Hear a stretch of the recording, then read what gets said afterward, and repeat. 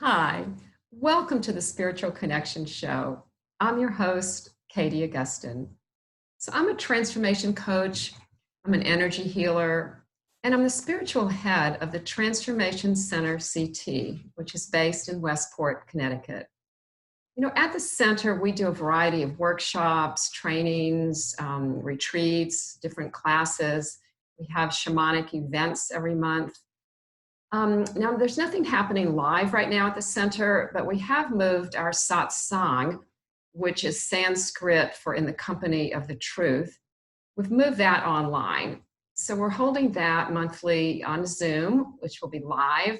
And you can check out all the details on our website, which is transformationcenterct.com. So we'd love to see you at the next satsang, which is coming up April 22nd. But after that, just check the schedule.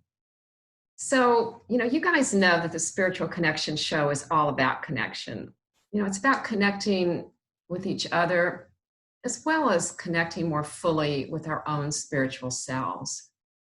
And we do this through a variety of ways. And one way is that I have a different guest on the show each week.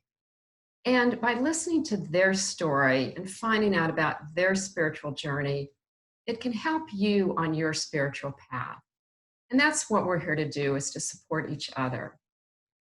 So this is the first time that we're actually recording the show on Zoom right now, because the studio is closed in Norwalk, basically, the Cablevision studio. So we're trying this out, and I'm sure it's going to work great. So tonight, my guest is Demetrius Glover.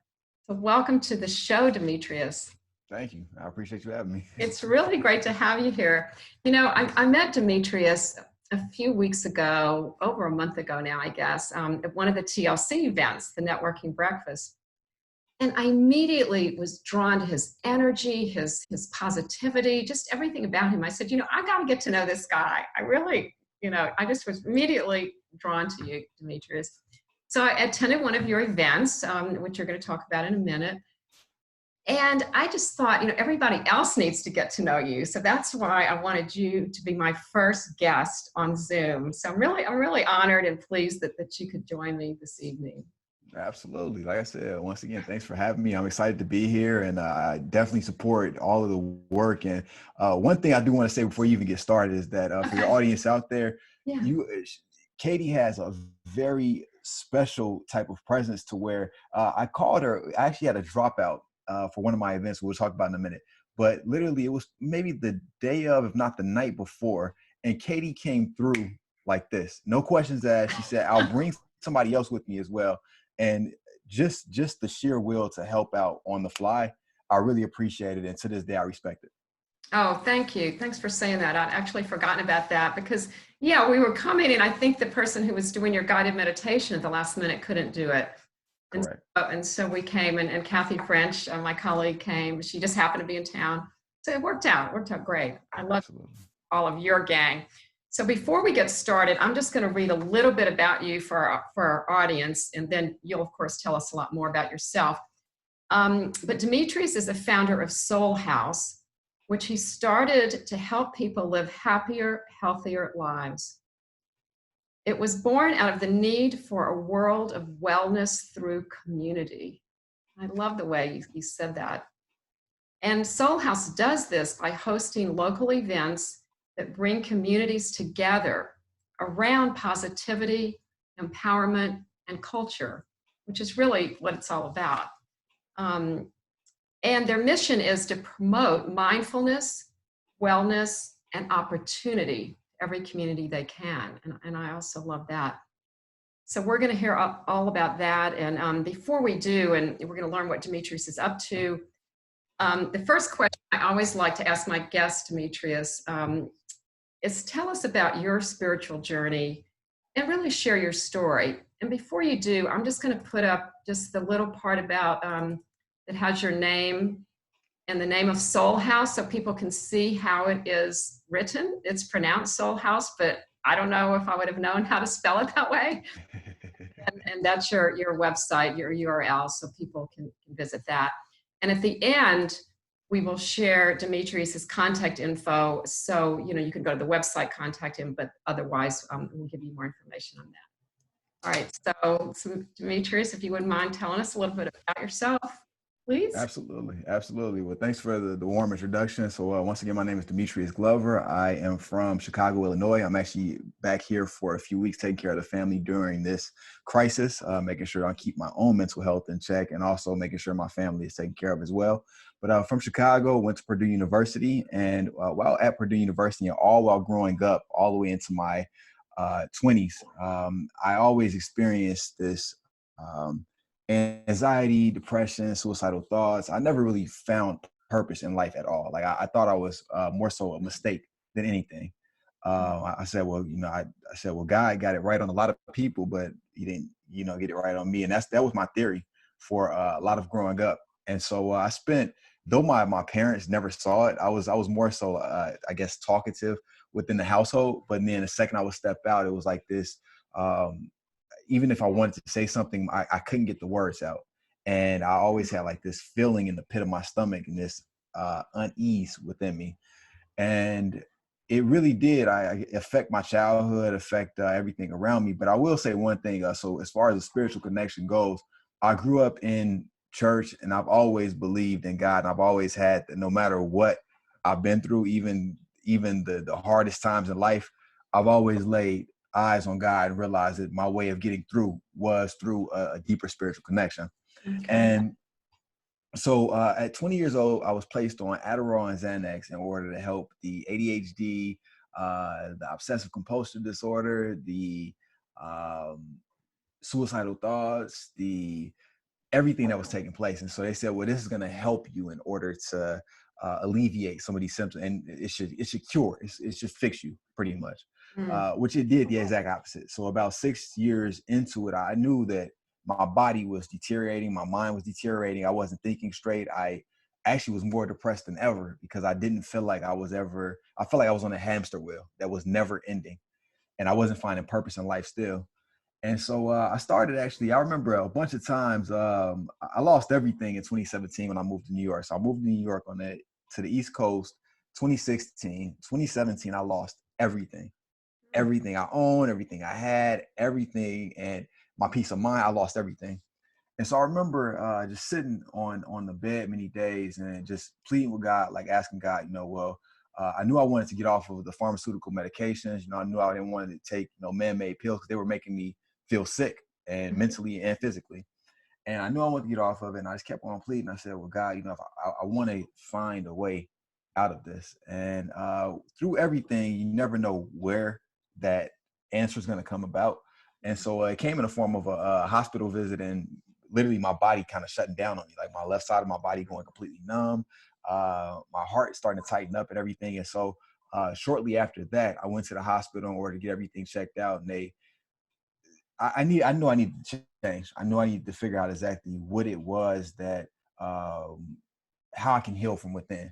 So I started praying more. I dropped the medications. I started praying more. I started meditating more, yoga, and I started healing. And not only healing from these medications, but I started healing from just the anxiety and depression. And I said, well, if this works for me, I've always been the type of person. I said, well, I don't just want to make it on my own. How can I influence another culture in order to get them away from these man-made substances? And so I went on and did a TED Talk, and I spoke candidly about my situation. And from that point, went on a university tour, and then SolHaus was born, just as a way to help people cultivate a mindset to where it's not that stigma around mental health or depression or anything like that, but to utilize something easily digestible. So, i.e., pairing it with comedy, pairing meditation with comedy, pairing meditation with live music, so on and so forth. And so throughout that, that's my spiritual journey. And like I said, everything I owe to God. I was just a witness, but more so of a vessel throughout the journey. Wow, that's a really remarkable story, Demetrius. Thanks for sharing that. So that was how many years ago now? August 2018 is when everything happened, and when I guess my life changed for the better. And in 2019 is when SolHaus was born. Yeah, so you've accomplished a lot in a very short time. That's amazing. So now you're how old? 27? 28. So my Hey. birthday is Okay. August 27th. Yeah. Okay. Oh, that's so interesting. My son is also 28. Really? When's his Yeah. birthday? His birthday is July 13th.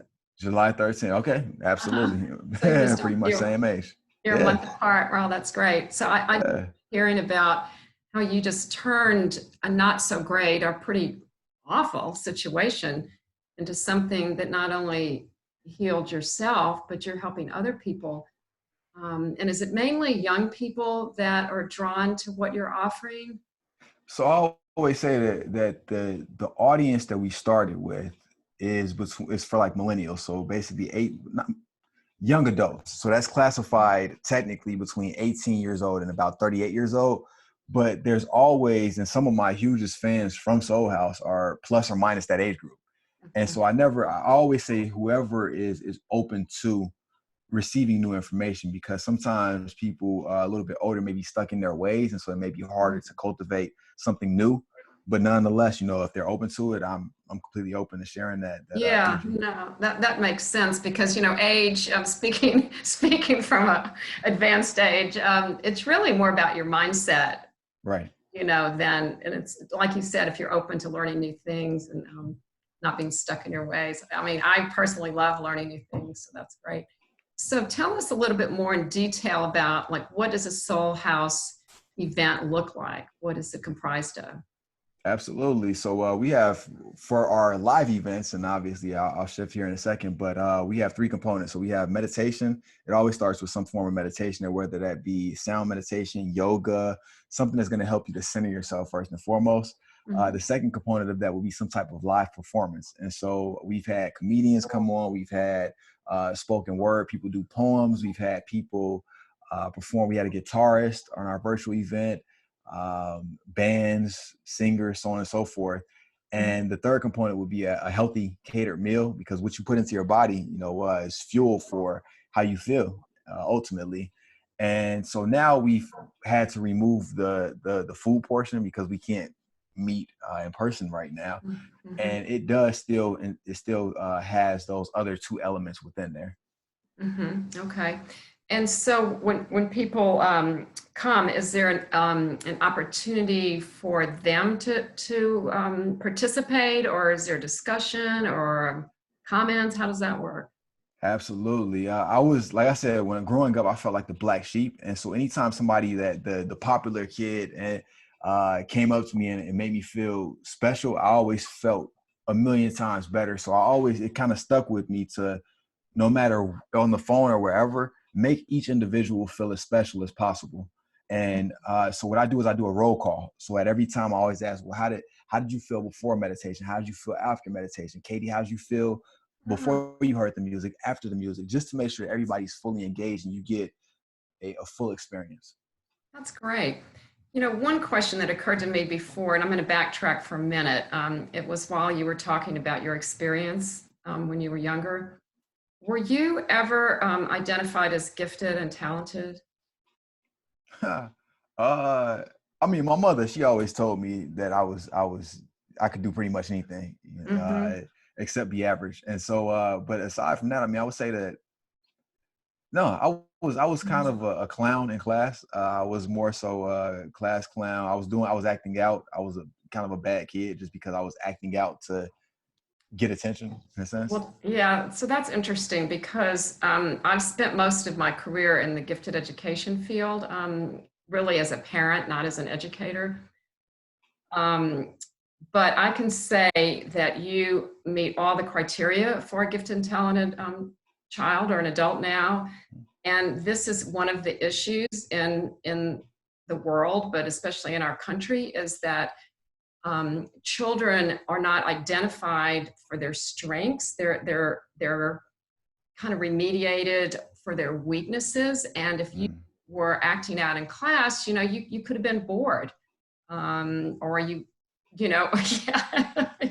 I was a bored kid, and I still get bored like instantly. Yep. Yes. So that's why I recognize this, that spark in your eye. I know you have extremely high intelligence, but it wasn't recognized because you didn't fit the mold for what, you know, the myths are about gifted children, that they're supposed to be like these perfect students and pay attention in class. You know, it's not, it doesn't always work that way. There are some who are, but anyway, it occurred to me, and there's a whole array of literature on misdiagnosis and dual diagnosis of gifted children. And if you're not getting what you need, then you're getting existential depression.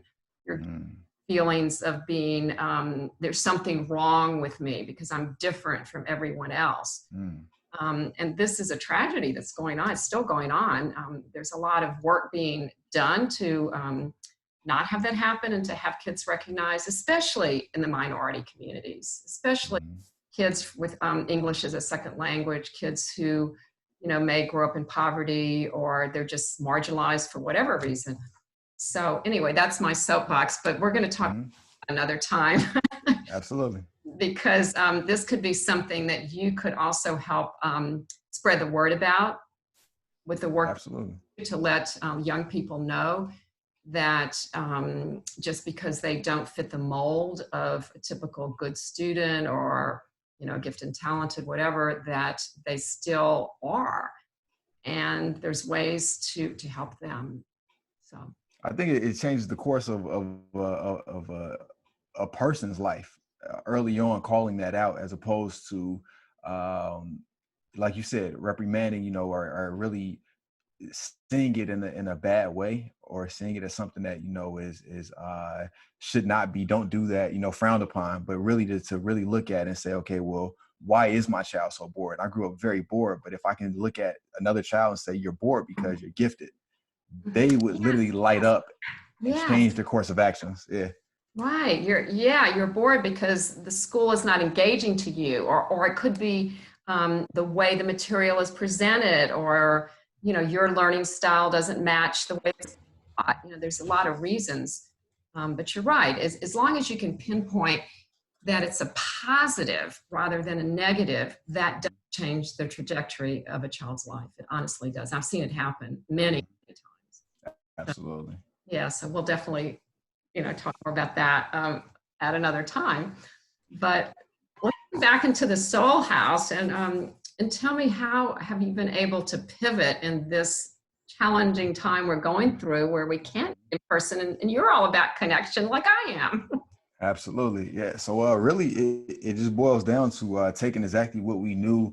And the greatest thing was, it was a blessing to be able to see how everything looked from a live perspective. And it really, one thing that I learned from, I call him my grandfather, but it's been my grandmother's boyfriend. But anytime you call him up, he always makes you feel like $1 million over the phone. And so it was, okay, well, we've been able to create this opportunity for people live. Now, how do we take that same thing and then make people feel that much more special through a virtual standpoint? And so really just carrying over as best as we could, and then really just listening. I think that's the main thing, is just being able to listen to the audience and figure out, you know, what is it that they really want to see and hear, and taking it from there. Wow. And so how do you go about doing that, listening and getting that information from them?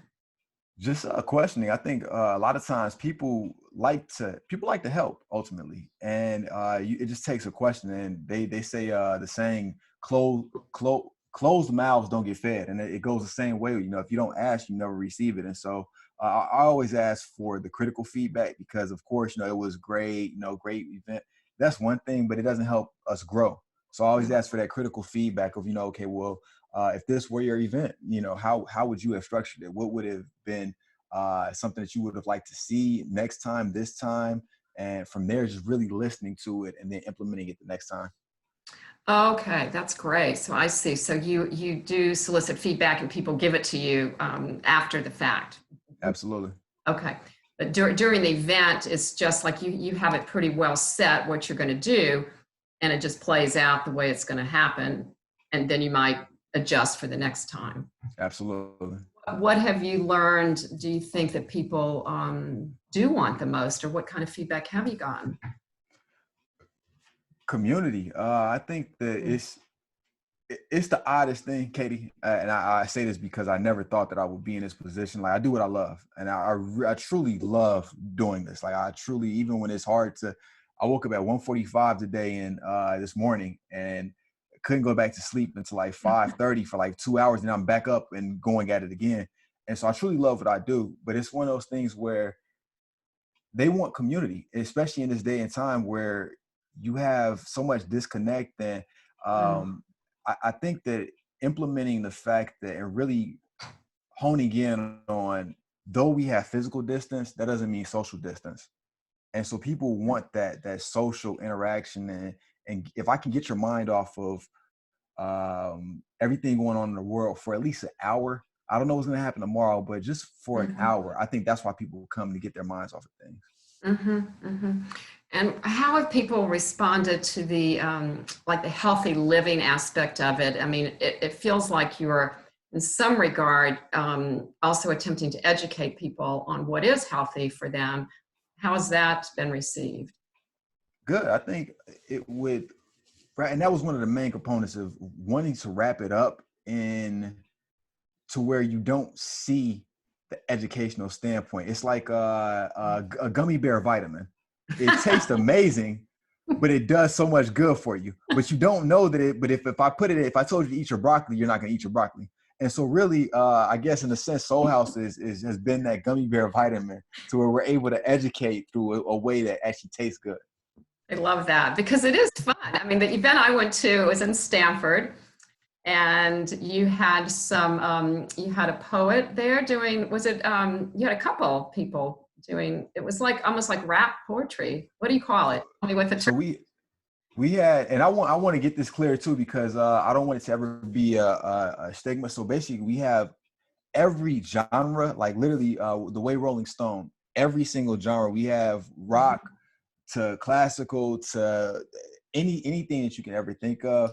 But the time you came correct, it was spoken word, and then we had That's a right. another singer songwriter that was able to come and perform as well.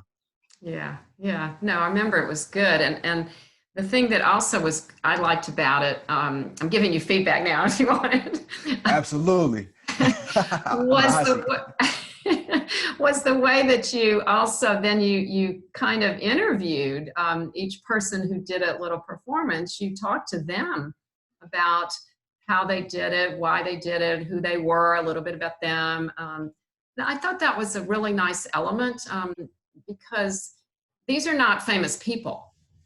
You know, these are not household names. So maybe they're not going to make a career out of this. Maybe they are. But I tell you what, I thought every one of them was very talented. That's awesome. And That's I really enjoyed awesome. it. So it was entertainment in that regard. So you're right. But they all had a message. Absolutely, absolutely. And the same thing goes for like if I ever try to give you I can give you an intro and tell your bio and say enough. This is who Katie is. This is what Katie does. This is how she does things. But the second you open up your mouth, the audience connects to you, and there's no middleman at that point. So that's why I wanted to always get the story told, the truth told the right way through the artist's eyes and through the artist's mouth first and foremost. Oh, wow. That's beautiful. Thank you. That. I'm gonna have to talk to you every day because you're just inspirational. I learned so much just talking to you. Oh wow, thank you. I appreciate it. Yeah.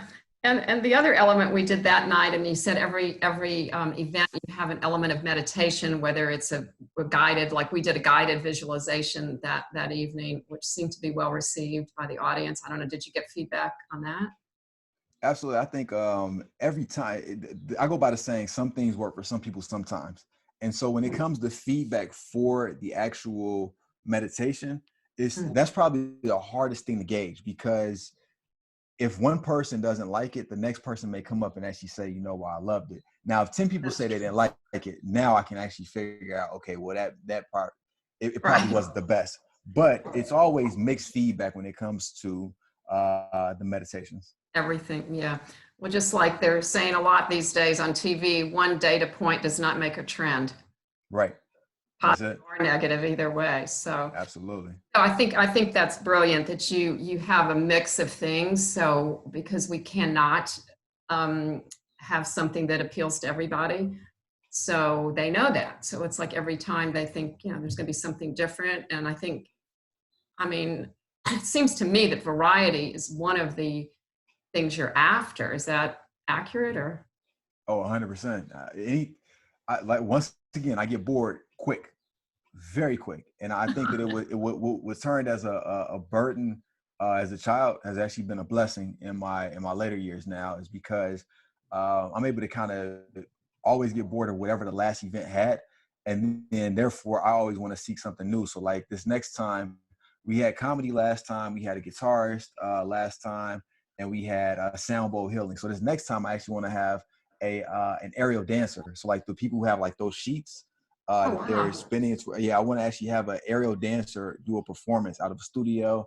And then we'll have, another form of a different form of meditation, and then some type of live musician as well.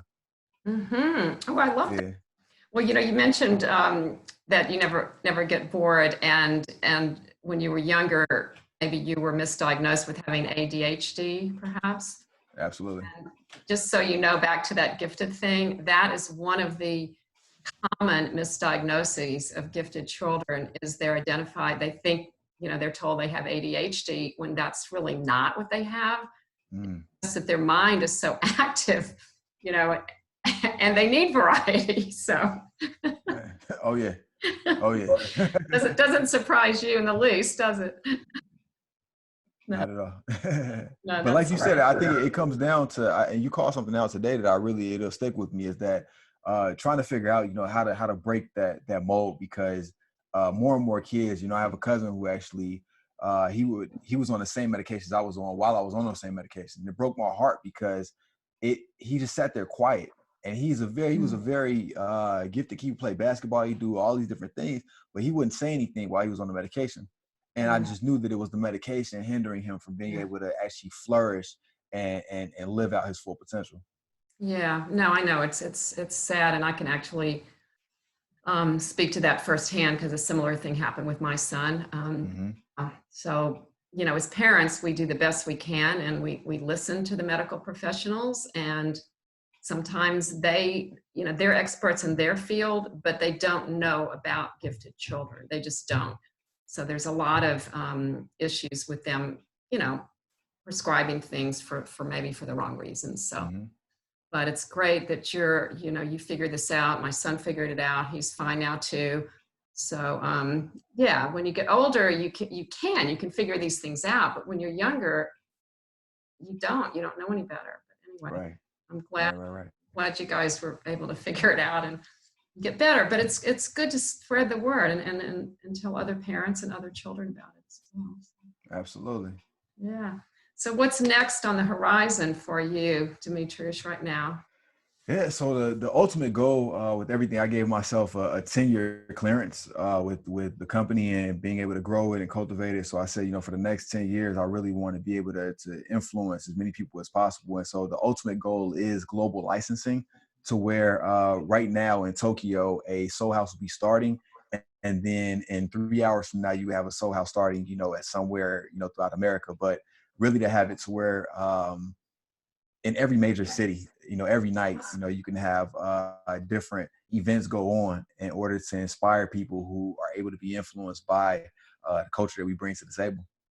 That's amazing. So you're starting a global business where people can have franchises and do their own version of it. It may be a little bit different, but you'll have quality control over it and inspire the whole world. Oh my gosh, I didn't know that was your ambition. That's awesome. Oh, absolutely. The goal wasn't to come in this industry and play around, but to utilize every quality that myself and everybody on my team has around me in order to dominate the industry. Mm-hmm. Well, why not, right? Yeah, of course. Yeah. That's great. So you're on track right now. And Yes. in a way, I mean, I don't know about you, but I've seen some positive things come out of the situation we're in now with this coronavirus. And this could be one of them, that, you've been, in a way, forced to go online faster than you might have chosen to. But can you talk about that a little bit, how you see that playing out for you? Okay. One more time. Can you say the question one more time? Like, like you were kind of forced to pivot to go online Hmm. a little bit faster than you would have wanted to with Right. your SolHaus. Is that Right. ending up being a positive thing? Absolutely. First and foremost, like I said, God knows, and I won't. I really can't take any stripes away from what divine intervention has done for the company. And I mean, I always had a global footprint in mind, but it was one of those things where knowing when to shift, knowing when to pivot, there's always been a question. And so when things are forced, I always look at it as, okay, what is an opportunity? It's something that I'm being told to do, that I need to pivot in this scenario in order to progress. And so, first and foremost, condolences to any families who have lost anybody, and then also, prayers for those people who are dealing with it currently. And in addition, it's on our end, it's been a an opportunity in order to help more people out during this time period. Yeah, of course, that makes sense. You reach more people virtually, but yeah, I mean, we wouldn't have wished this on anybody, obviously. Right. But, we have to find the silver lining, and I agree with you. There's a message in this for humanity as well as for us as individuals. So, I think we're all going to do the best we can and hopefully come out better and stronger and more connected and more tied into what's really important, and being kinder to each other, and understanding, and the fact that we are literally all one. So I think some good things will come of it. Well, Absolutely. I think we're going to need to wrap up in a minute. Is there any final thoughts that you'd like to say? Anything we haven't covered? Any questions I haven't asked that you'd like to share? I think the main final thought is just for everybody out there. No matter how young, how old you are, utilize whatever gifts you have to the greatest ability. As we see in today's world, there are people who are losing their lives, but to not let that be a hindrance, but to let it be a motivator, and knowing that we all are on this time clock, and we have no clue the day, the hour of when that time clock will stop for any of us. But at the same time, while we're here, it's necessary in order to utilize all the gifts that we have and utilize other people's journeys with us in order to cultivate the greatest lives and be the greatest people we could possibly be. Oh, wow. That's beautiful, Demetrius. Couldn't have said that any better. That's a great message for our audience and for everybody out there. And I really hope that people will get that message and tune in. Well, thank you again. Absolutely. I'm going to show your contact info. So don't be surprised if your phone no, we didn't put your phone on, but we're putting your, let's see, we're putting your email address and your Instagram. So people can follow you on Insta and all of the notices that you're sending out about your events. And you're holding these about every other week now. Is that the timetable? Absolutely. For right now, it's every other week, and then eventually it'll be weekly, and then it'll be daily down the line as well.